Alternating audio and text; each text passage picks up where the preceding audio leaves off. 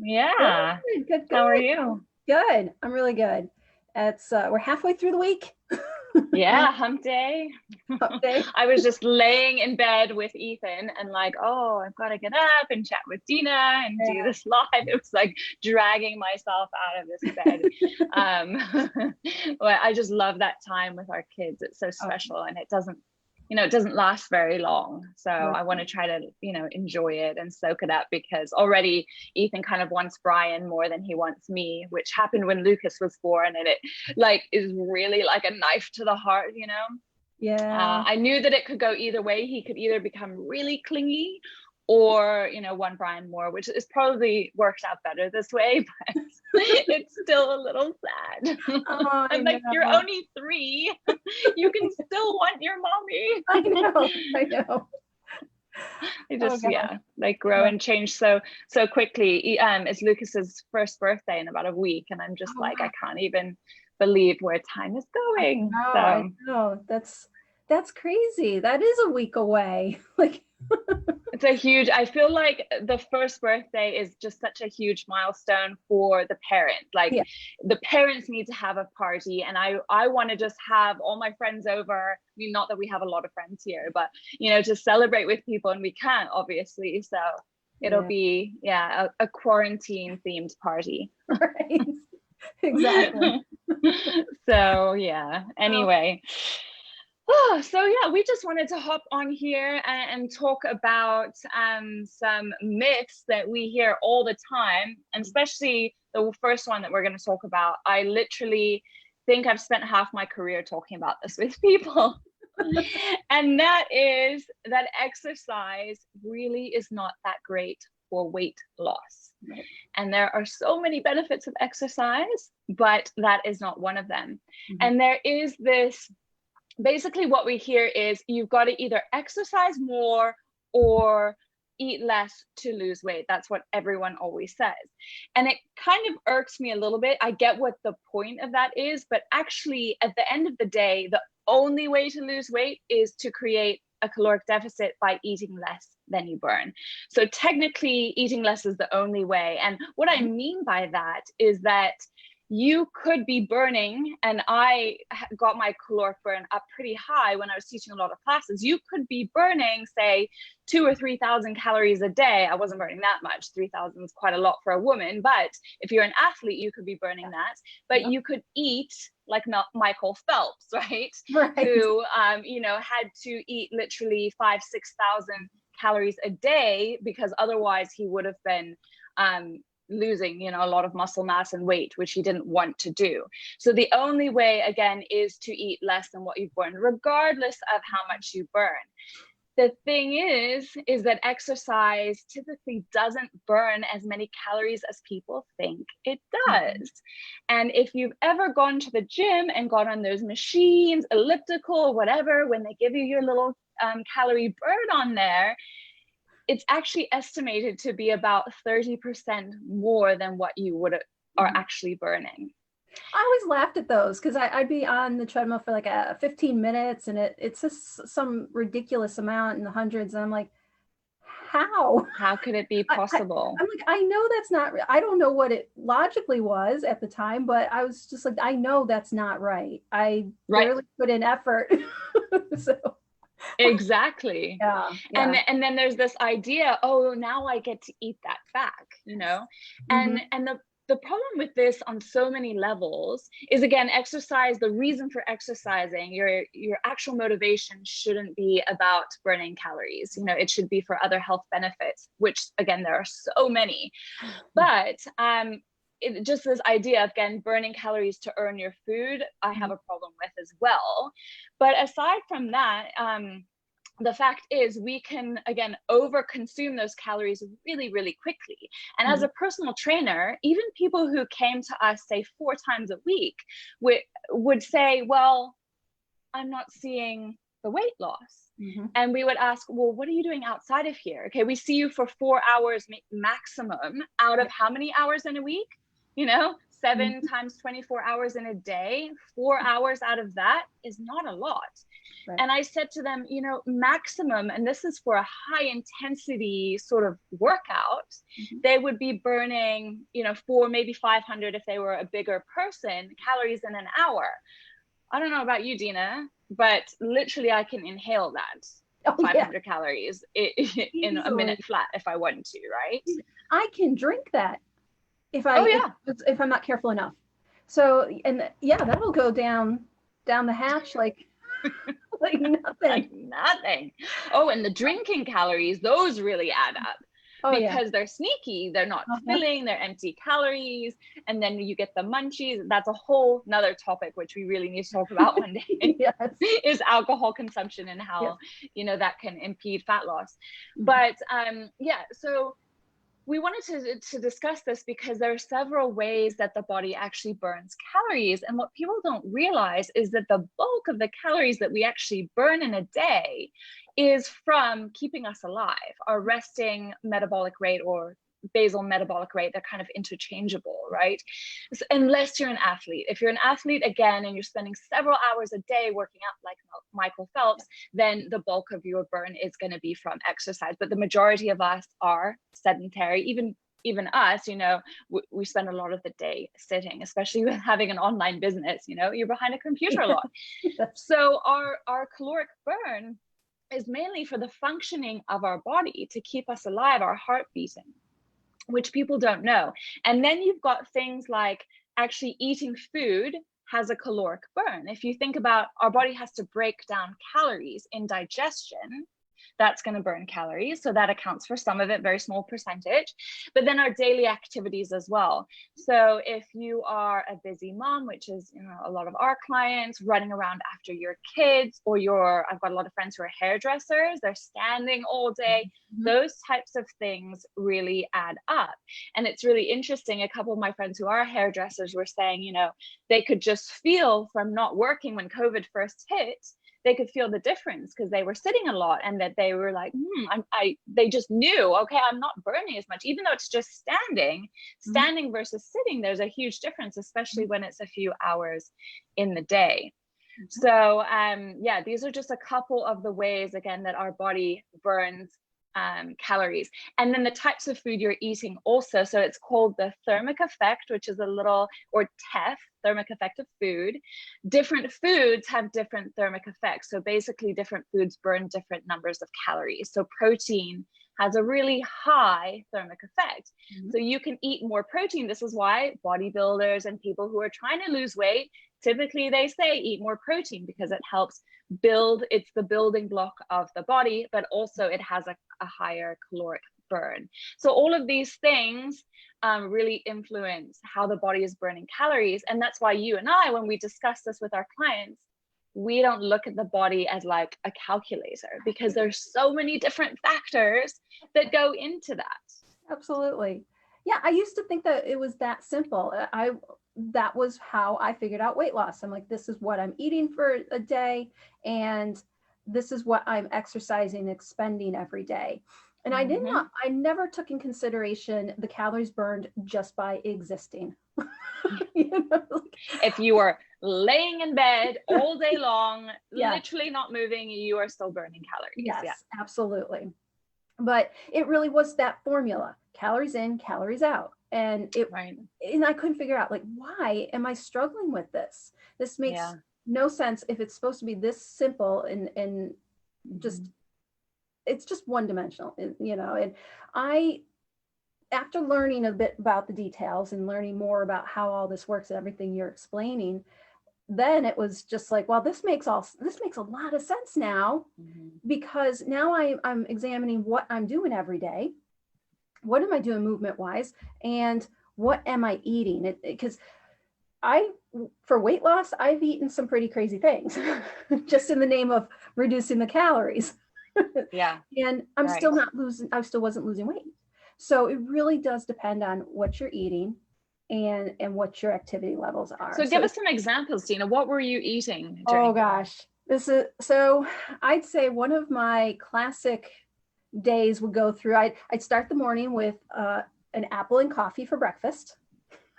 That was it. For lunch, I had a teeny tiny salad. And then dinner, sometimes I had boiled chicken or whatever. I'm like, don't put anything on it because, no sauces or anything because that'll just add to your calorie count. And sometimes there was just nights where all I would eat was cream of wheat because I'm like, this is the formula. This fits into the formula. And oh goodness. Oh gosh. You must have been so hungry. Oh my God. I was so hungry and I was so depleted. The body just there were no nutrients that I wasn't really taking in, but I was eating that in the name of that mathematical equation. That's it. That's all I cared about. And I did lose weight eventually, but I was sick. I was always sick. And, oh yeah, your immune system was just. And I think this was around the time I met you because I remember you coming in and kind of teaching me some of this little stuff. And you told me to increase the amount of food I was eating. And my mind went, no. Like, freak out. No. I'm going to be. Yeah. You told me how many. You're going to make me fat. Yeah, exactly. That was what I was like. How am I going to lose weight by eating more? It was the craziest concept to me. But I'm just like, no, you gotta trust this. And I tried it and I lost weight. You did. So, and you trusted the process. I trusted the process. I've been actually having this, it gives me chills because I've been having this conversation this week with one of my clients as well. And he was saying to me, it's so counterintuitive. It's so against everything that I've ever learned. And he's been rocking it, making small changes. And, he's down, I don't know how many pounds, almost 20 pounds, I think at this point. And he's like, I feel like I'm just eating so much. And I don't even feel like I'm like, he was saying how effortless it is, but he's consistent, like he's doing his workouts and he knows what he's eating. He's not just, he has, a plan for the day. And that's something that we talk about is having just a 1-day plan, not like plan every day, because I don't know about you, I go into rebellion if I have to do that. I'm like, no, even though if it's my plan.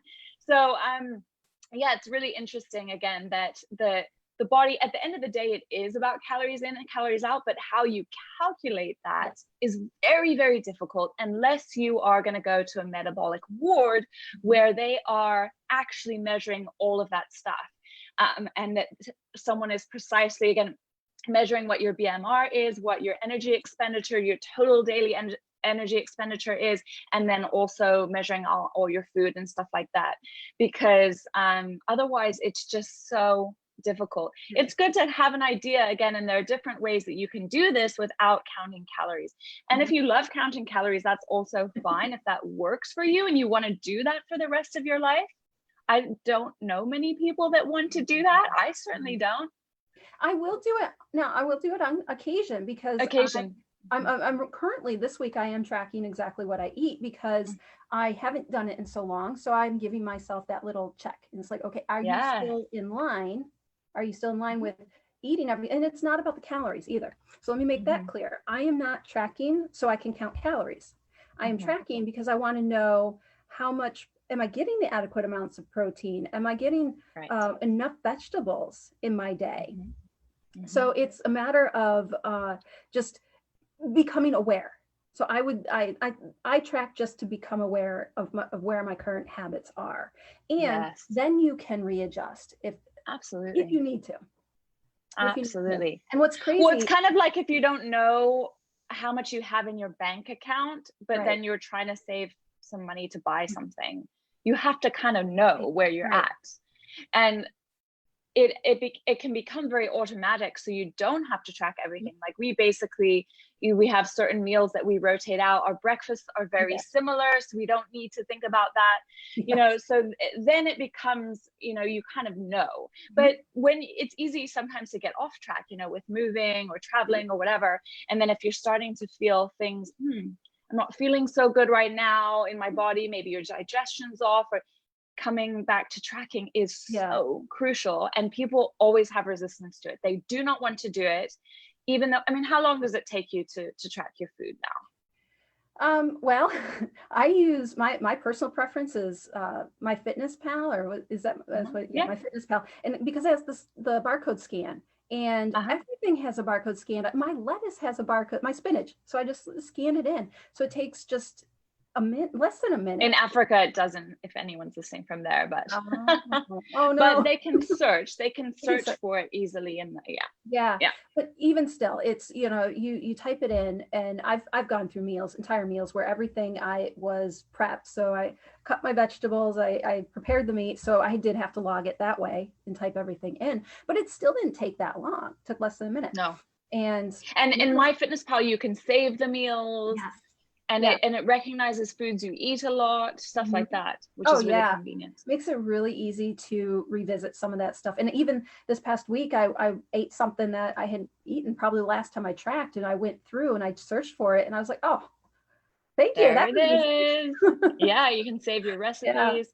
Yeah. And just to be clear, this is not something we make everyone do at all. There's so many different ways that this can be done. And I actually like doing photos too of meals too. One of my clients. A photo diary is perfect. You know, you just, you snap the pictures, and it kind of, it still gives us an idea what you're eating. There's a visual representation, and we can see portion sizes. We can, you can see, is it balanced? Do you have enough greens to protein and everything? That once you get into the habit of checking for all those things, it's a very easy, just quick snap. Am I on the right path?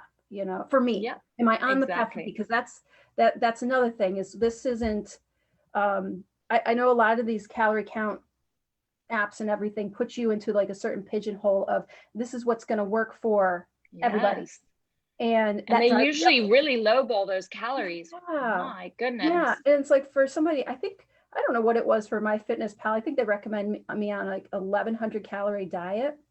I mean, and there's no way I would survive. No way. Mentally. So it's, you know, it's based on some of the data I entered. So I just ignore that piece. I look at these apps because it's not specific to me. Exactly. And that's where, and that's what we do with our clients, is we try to, you know, we make everything super specific for them and their goals and their lifestyle. I mean, we really go through so many questions so that we understand that about people, because it's so important. I'm still breastfeeding. Like, if I were to plug in my stuff, I'm pretty sure it would still give me very low, you know, 1,200 or so. Well, I think my milk would dry up. I'm pretty sure it would, because, you know, that's just not enough to, you know, for my body to function. My BMR is probably more than that, you know, and then also feed another human. So there's so many different variables that to take into consideration. Yes, absolutely. So yeah, you do have to be careful with things like that. And then you can certainly use those apps. You know, you want our advice, reach out and ask us. We're more than happy to help with those little tidbits and helping you get into alignment for what works for you. And that's the beauty, because we are all different, and we can figure those things out individually. It's a fun process. It becomes fun learning how to do it for yourself versus just saying, oh man, I ate 1,200 calories today. I'm so bad. And it's so interesting. Again, one of the other myths, and we should talk about this on a whole separate thing, but vilifying certain macros. Macronutrients, they are called macros because we need them in large quantities, right? So cutting one out is never a good idea. So that's where tracking can be so useful, because people really don't know, okay, you know, I'm actually eating 80% of my calories from fat, you know, or from carbs or from whatever, you know, and tweaking those macros really can make a difference. So the percentage that you're getting from protein, fat, and carbs can really vary from person to person. So some people do better higher fat, and some people do better higher carb. Protein for both need to be, you know, relatively stable. I was noticing about my app as I was logging everything. And that was why I did this little reset, because I noticed my fat proportion to my protein was way off, and I'm like, all right, we got to trim back that cheese a little bit. Not that I want to, but you know, sometimes I got to put myself in check like that every once in a while. But that's a beautiful thing, because you know you'll eventually learn what works for you, and then how to adjust it. Yeah. So yeah, absolutely. And it is a fun process if you can see it like that, with a very open mind, and go into it like an exploration and becoming your own detective. And you know what helps me be excited about it is I don't have to track next week. Right. So then I'm done. Yes. So awesome. It helps. But yeah. And so do you take into account your exercise, or have you calculated this is kind of going off back to what we started with, because this is the problem. It gets really confusing for people who are calorie counting, like, do I add back in my exercise calories, things like that. There are a lot of online calculators as well that will tell you your total daily energy expenditure should be this, and usually those are based on adding in the average activity from like formal exercise that you get, plus like what is your daily life like. But these are also, these calculators are just they're not specific to you, so you also have to take it with a grain of salt. I like to average them and then actually have clients track what they've been doing and tell me whether or not they've been gaining or losing weight. If they've been maintaining their weight, they know that they're eating about what their what their body's burning. Right. So again, because I've had some calculators tell people some crazy stuff, like, again, that they're burning 2,900 calories a day, and then we've gone through it and like, no, that they would be gaining a lot of weight if they were eating that much, and you know what I mean. So there's both ends of the spectrum. So there's the 1,200 that is super low, and then there's the 2,900. Where is the middle ground a little bit sometimes. Exactly. As well. I tend to experiment with a lot of those sites and the calculators as well, and I do take them with a grain of salt. So for this round, when I'm reanalyzing myself this week, I did pull up that calculator online, plug it in, but then when I looked at the numbers from what I ate and compare it back to the calculator, some days I ate over the calorie count, and then some days I ate under, and I can't beat myself up for that. That's why I hate those calculators sometimes, is because then you start feeling guilty that you didn't hit that number that the computer told you to. Well, and this is the thing. These are averages, remember? Yeah. So certain days you might be running around more. You might be on your feet doing errands and cooking and stuff. So you may need more calories that day. Another day, and you'll be hungrier. I don't know about you, but exercise makes me really hungry. And well, especially swimming. I'm not a huge swimmer now, but I was in high school and stuff. I love swimming.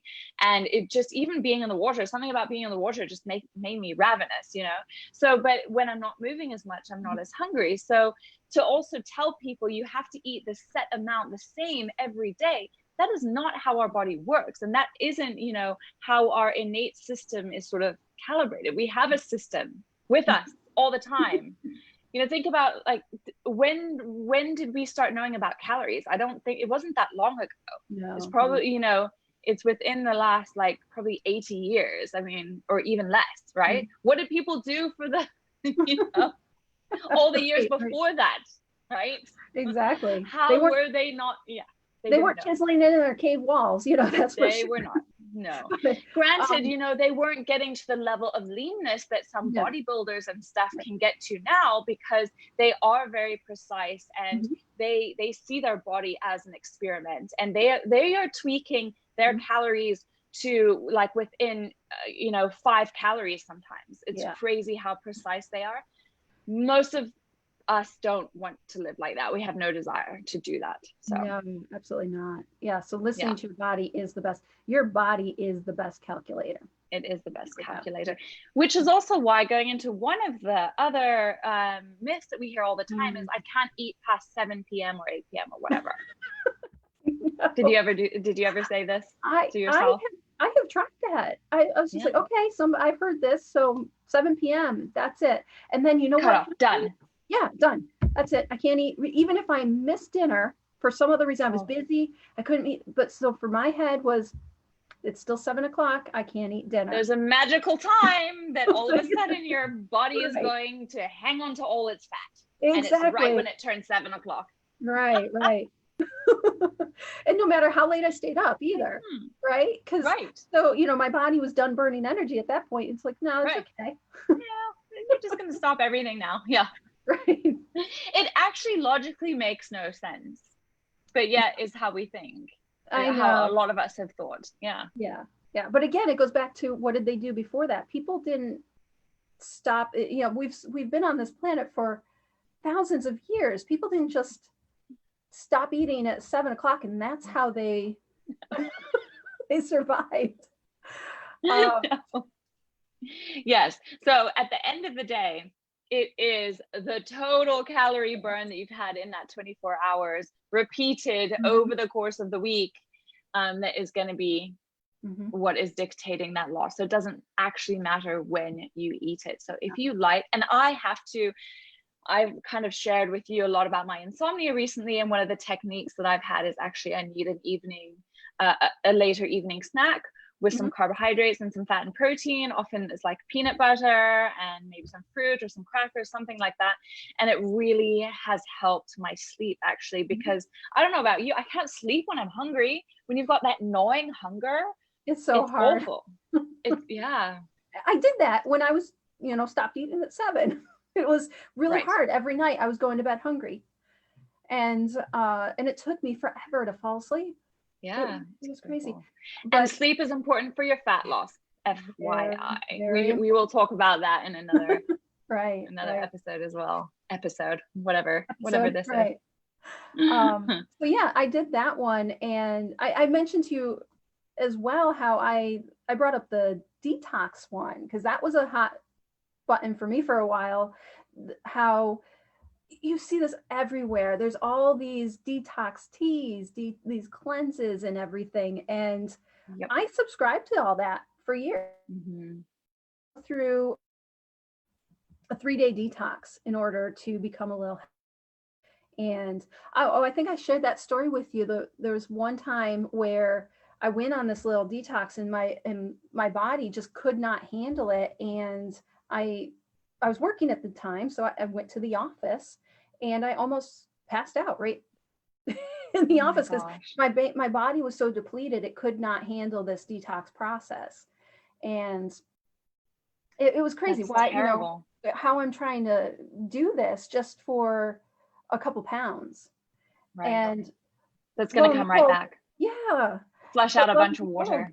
It was I come to find out years later, it was like, oh, the body does that naturally. We have a detox system. The body is amazing. It is. The body is a detox system. And this goes back to listening to your body. That's all you have to do. Just listen to the cues of your body, and you will know, like, if a food is a problem, don't eat that. Experiment with different foods and different and pull out different foods if you think that's hitting your digestive tract in a weird way and causing discomfort. But there's no reason for you to detox to get rid of those items. No, absolutely none. Yeah, it's so amazing. I love the human body. I think that's why, just getting into this was such a passion of mine, because it's just incredible, all the things it does. And so, yeah, again, those types of things are out there, those gimmicks to make money. And the more we've done them, unfortunately, the more disconnected we are from our body. So it can take some time. It took me a while to start to tune back into that internal wisdom that we do have in our body, and to really, I was really scared of hunger for a while because I dieted so long and I didn't like that feeling. But, when you start to tune into that, it comes on gradually and you can start to feel it, and it's okay. It's not an emergency, because we are very lucky. We're not, like a lot of people that, in Malawi, where I came from, that we have access here to food. We're so fortunate. So it's not an emergency. It's okay. But yeah, it's so interesting how, again, the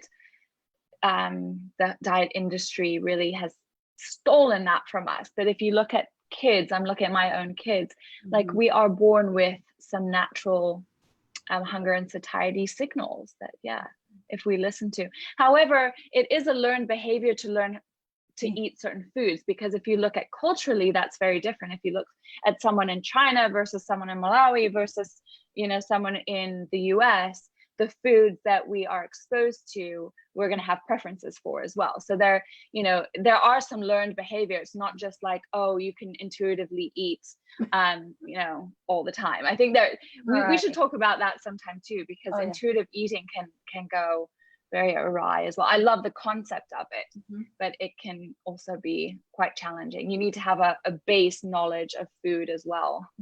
Absolutely. But it's crazy because if you learn how to do that for yourself, it solves these other problems. And then you don't need to seek out detox tea.